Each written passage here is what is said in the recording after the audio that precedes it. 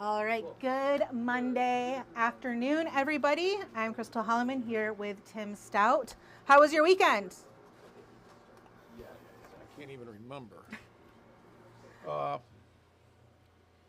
It's the first Christmas weekend of the month, so you always have things to do, especially if you've got a busy month ahead.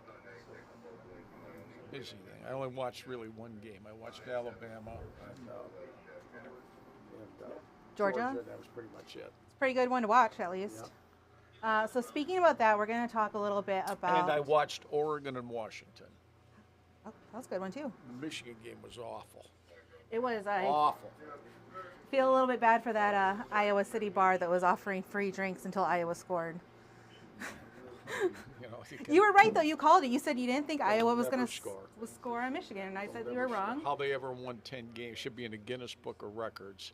Believe it or not, these guys won 10 games. How can you pay all those offensive coaches all year long, over and over? It's all they do is work with those Division I players, and it's such a challenge for you. I mean, and yet they scored 26 on Michigan State. Wow. Now you know why State was 4-8. Exactly. So, what were your thoughts following the selection? There's two ways to look at it, and it's whatever you believe. But to me, this is simple. First of all, it won't be a problem next year. You got 12 teams. Right. So it's a one-year problem. So Saturday night, when all the games are over, you go to bed, you say, there's no matter what this committee does, no matter what it does, somebody's furious. It can either be the Southeastern Conference or it can be the Atlantic Coast Conference. One way or the other, somebody's furious because 5 doesn't go into 4.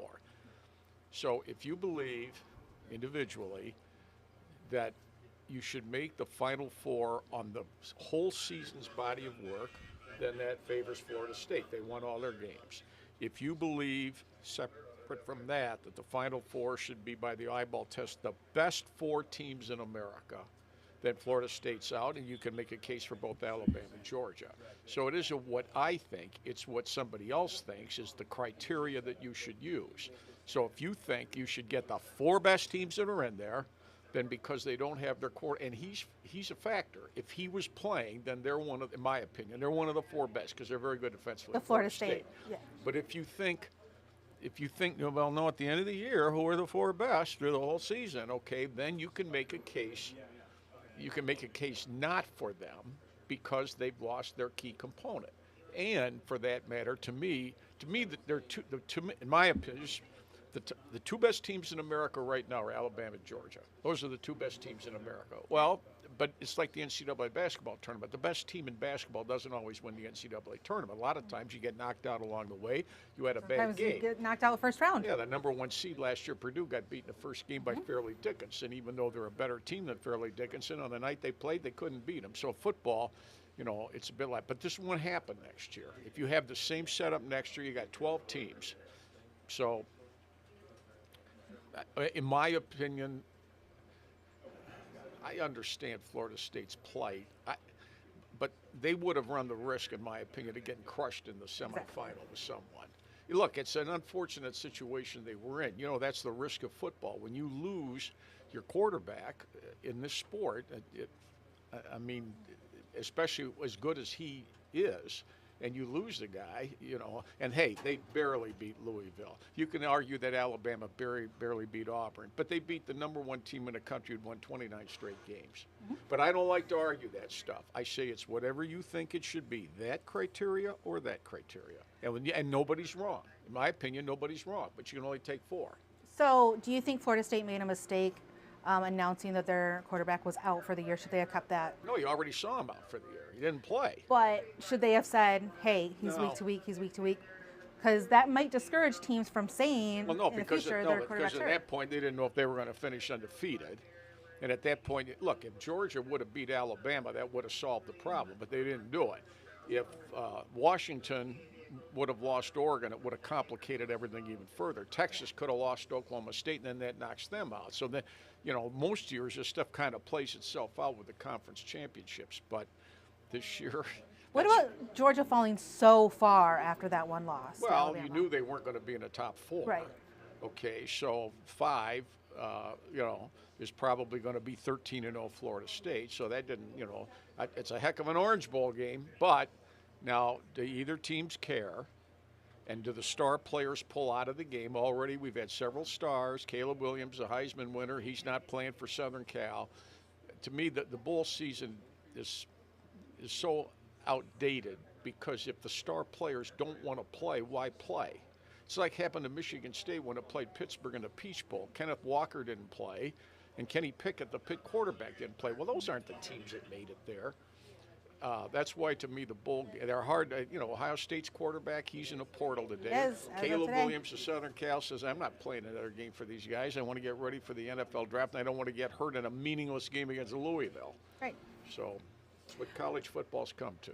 Well, we did have a poll. We actually still have it up on our homepage, WIX.com. As a Michigan fan, would you rather have U of M play Alabama or Florida State? And right now, it is 67% Florida State, most likely because it would be an easier win. Be.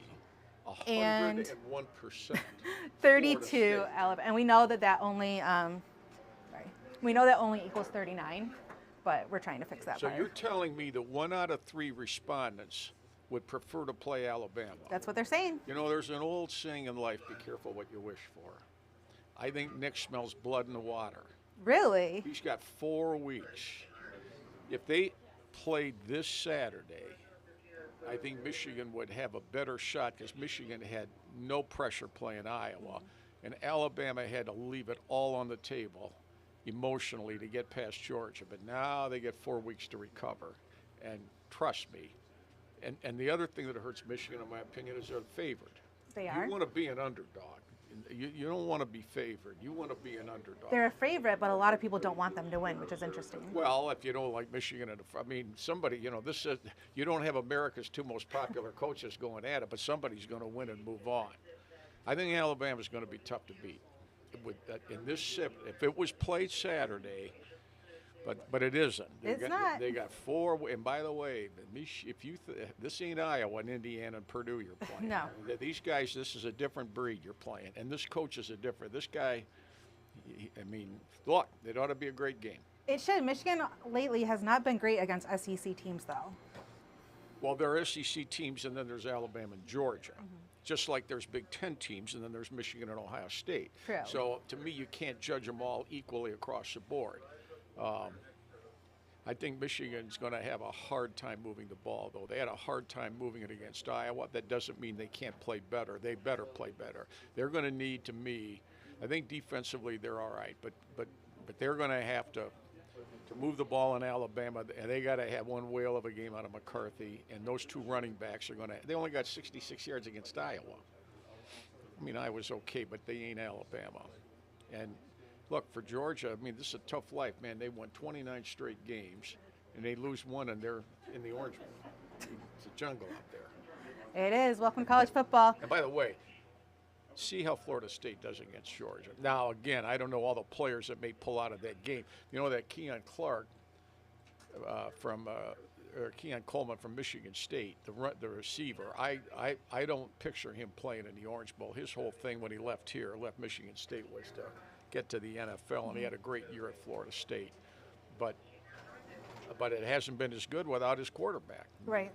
And not only that, they don't have the second guy, they have the third guy. What could have been if they had their first-string quarterback. And by the way, anybody that goes on that poll that comes in, find out who it is and send it back and say, are you out of your ever-loving mind? It's anonymous. You'd rather play Alabama than Florida State? We do have some of the comments on our Facebook post about Michigan this poll. People aren't that dumb. You know that. I do. They're not that dumb, are they, or are they? Maybe they want to beat Alabama. Well, and they're that confident that they're going to play them. Florida State would be an ezy win. If you watched the Michigan team getting the news yesterday on the ballroom floor in Indianapolis and sitting there, it was almost like they got somebody passed away who was in a whatever. Let's just say nobody was bouncing up and down because they had to fear. We get Bama. I think they'll have a tough time. I think they can beat Washington. Texas, to me, it's 50-50. I will say Texas had the best reaction to the announcement yesterday. Florida State was heartbreaking. Look, of those 4 for Texas, you want to play in my opinion. You want, I don't mean you're going to win, but No. to me, you got your best shot against Washington. Oh, absolutely. But and you realize if Alabama and Texas win, it's a rematch from earlier in the year. And let me Yes. tell you, if you think the Mafia has revenge on its mind, Saban Saban's got has revenge. on his Longhorns mind. win in Well, there. he's got revenge against Michigan too, because Michigan gave him a hard time when he was here. Don't worry. They did? I don't recall. It'll be. It got dirty last week though with the Longhorn on the lawn at OS. It got dirty, but that's where we're at. So This'll pass. Again, next year, you're going to have 12 of them in it. It'll be better in the bowl system the way it is now. Some of these bowl games. I mean, Minnesota's 5-7. You can tell. and they're playing in the Quick go Lane Bowl, call right? Somebody at Ford Field and tell them, hey, tell all those employees you're going to have the day off. You need one ticket taker, and he or she will not be busy. And one concession stand, maybe. If you need that. Yeah. Or have somebody outside selling 5-cent lemonade, because there are not going to be many there for Bowling Green. I think some people from Bowling Green might come up. Maybe. It's just a straight shut up. Maybe. I mean, why not? Maybe. I mean, We'll see. I mean, the Quick Lane thinks they sell a lot of their products out of the Quick Lane Bowl. I mean, at least before they had teams that at least had a 500 record. Now you got a losing team in there because the bowl system. I mean, it's just so goofy. I mean, It is. but you can As bet you it. can see behind us. I mean, you can bet it. That's pretty much what Harbaugh said was bet. You can bet it. He just admitted he didn't know what it meant, but that's what he said. All right, so that's what we got today. Join us tomorrow. We'll be talking All about right. Michigan State basketball hosting Wisconsin Oh, that's a on big one. Tuesday night.